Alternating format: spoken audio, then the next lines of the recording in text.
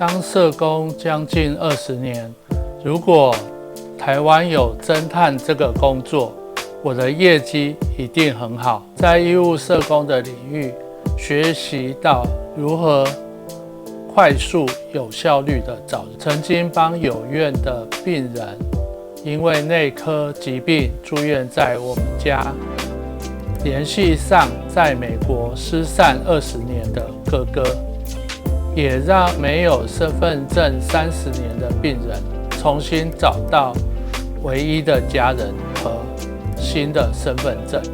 我也透过网络资讯找到20年前认识的韩国朋友，可惜在台湾没办法当柯南，不然我就可以拍一部安德鲁侦探事件簿的影片。如果喜欢，请订阅、按赞、开启小铃铛，分享给有需要的朋友。我们开始吧。2022年3月8号，台湾的3·8妇女节，娱乐头条是什么呢？是有关于大 S 的新闻。报纸上写大 S 再婚，大 S 电话号码20年都不换。报道指出，大 S 电话20年没换，与旧爱重新搭上线，离婚不到4个月火速再婚，并透露当时听到他离婚的消息后，我找到20多年前那个号码，联系了他，幸好那个号码没有变，我们才可以重新连结起来。PTT 有网友就好奇地询问，手机号码能20年以上不换的人多吗？结果调出没有换过的号码的大批网友纷纷留言认为这样子很正常，留言也曝光了关键原因。今天不是讨论电话号码20年都不换的问题，而是当社工要如何找到病人的家属。某些社工领域的工作是需要找人的，如果是因为个案不见，这一种在医院里面是不太会发生的事情。如果病人不见，就是某一种 AAD 不告而别，那就不送啦，比一堆应该要出院不愿意出去的好处理。通常 AAD 不告而别的病人，通常会在护理端或是保全助卫警会协助处理。在我们家不太会找社工。医院对于这样的病人的思考是这样：病人是成年人，好手好脚，要跑我们也没办法限制他的人身自由。但是在医院里的医师或护理师会因为病人的照顾问题、病情的解释和出院准备等问题，希望社工把病人的家人找出来。所以在医院的社工在个资法的限制下，如何要找人呢？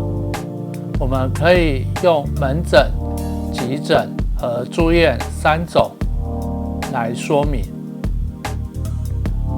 最简单的是门诊，很多时候医师真的是太担心了。比如说，我曾经有一个照会，有一位阿伯独居，有一点点失智，他来神经内科拿药，医师评估病人失智，担心这个阿伯回家怎么办？谁可以照顾他？会不会回去就把所有的药当一餐把它吃掉？所以就请社工来门诊处理。社工在门诊区跟阿伯了解状况，评估病人的行动能力和照顾能力。阿伯说，今天自己骑摩托车来医院，自己都是在我们家看病，只是自己的药放在台北，昨天没有带回来，所以今天来医院拿药。平常都是给主任看的，因为没有药吃，所以才给这位医师看。社工问：那等一下要怎么回去呢？阿北说：废话，当然是骑摩托车回去，不然呢？社工再问：不会忘记住在哪里吧？阿北说：拜托，我都住了40年，怎么会忘记我住哪里了？阿北应该觉得我才有病吧，问那么多奇怪的问题。我就回去跟医师说，让他自己骑机车回去吧。我的评估是个案的认知没有那么不好，而且能对答，只是说话慢了一点，需要思考，不至于想不起来。隔天，身心科又召会了我，一进去看，怎么是阿北跟另外一位男士陪同？询问之后，这位男士是他的儿子。儿子告诉我前些日子的精彩故事，因为儿子担心爸爸在家里的状况，儿子很孝顺，就把爸爸接到台北一起居住。白天儿子跟媳妇上班，老人家就被关在家里。那个年代长照还不流行，结果这位阿北逃家了，自己想办法搭火车回家。儿子中午发现老爸不在家，开始找管区，知道爸爸搭了火车，就找铁路警察沿路的询问，最后请爸爸老家的管区去家里看。结果管区去了家里，回个电话给儿子说：你可以放心了，你爸现在在家里看电视。你爸因为没有带钥匙，所以从后面加盖的厨房爬到2楼的后阳台，打破玻璃进入屋内。听起来是不是很夸张呢？像这样子，我们在门诊，我们又不能叫台北儿子回来接他回家，就算儿子从台北赶回来，也都半夜了。评估 OK， 只好放阿北自己回家。在急诊的状况，在我们家急诊有下列的状况会会诊，社工找家人或者识别病人的身份。一个是外伤启动，第二是没有家人的欧卡，第三出院困难，第四病危需要医疗处置。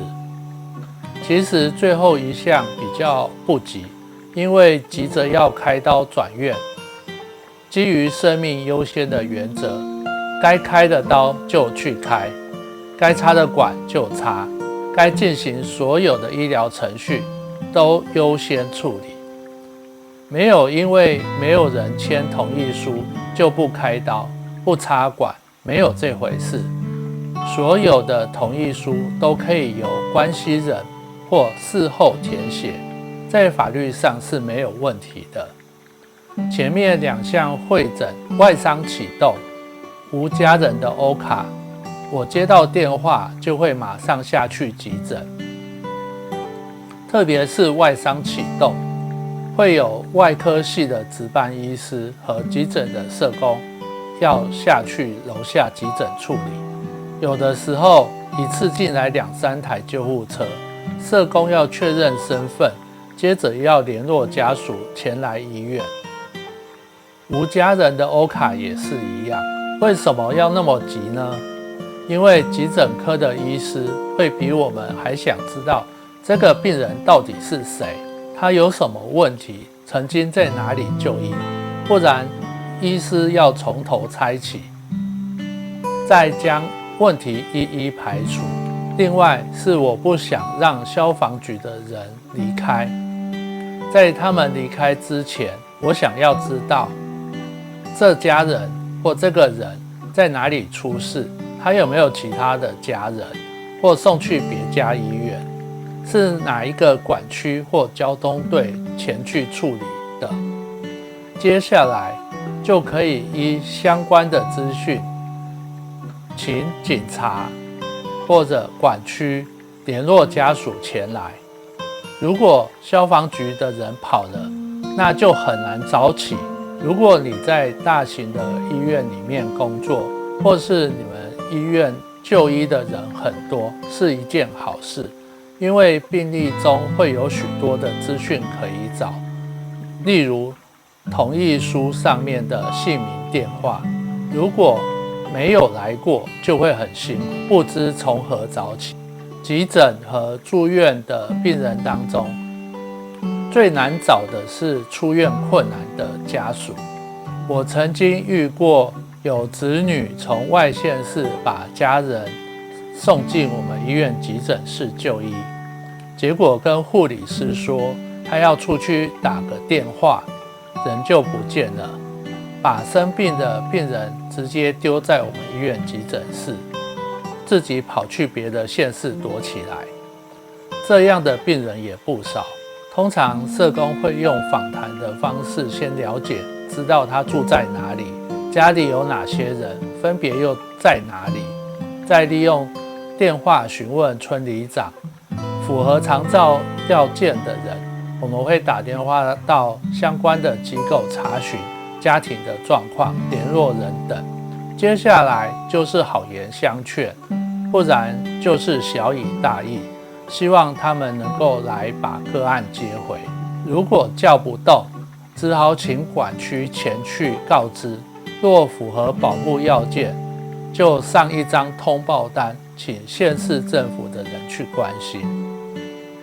如果是有特殊身份的，可以找相关的单位协助，例如如果病人是荣民伯伯，可以请退辅会的辅导员协助。疫情之后，有不少通缉犯和冒用他人身份的人出现在医疗院所当中。这些人通常会神情诡异，叫他的名字反应特别慢，有些人还会签错名字，表示自己没有身份证等。这种人在医院很容易被抓包，因为医护人员觉得有问题，就会报警，请管区过来医院识别病人身份，一查就知道你是通缉犯了。在医院，你用自己的名字就医，谁会知道你是通缉犯呢？住院的期间，社工可以用公文的方式请户政查询抚养义务人。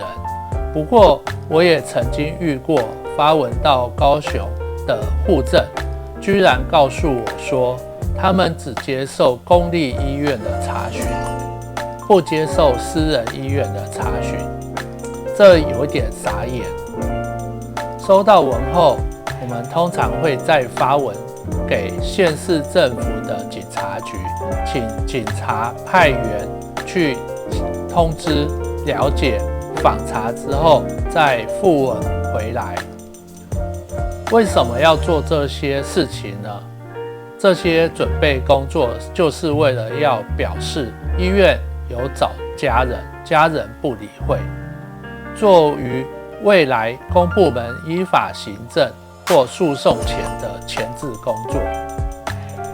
我始终相信一件事，社工找家人只说明了3件事情：第一，没有家人；第二，早年花天酒地，抛夫弃子；第三，真的联络不上。如果你觉得父母没有养育你，请及早完成法律上的要件。法院判决你不用抚养，医院社工也不会找你的麻烦。相关的影片请看资讯栏。我是医务社工师安德鲁，我们下一次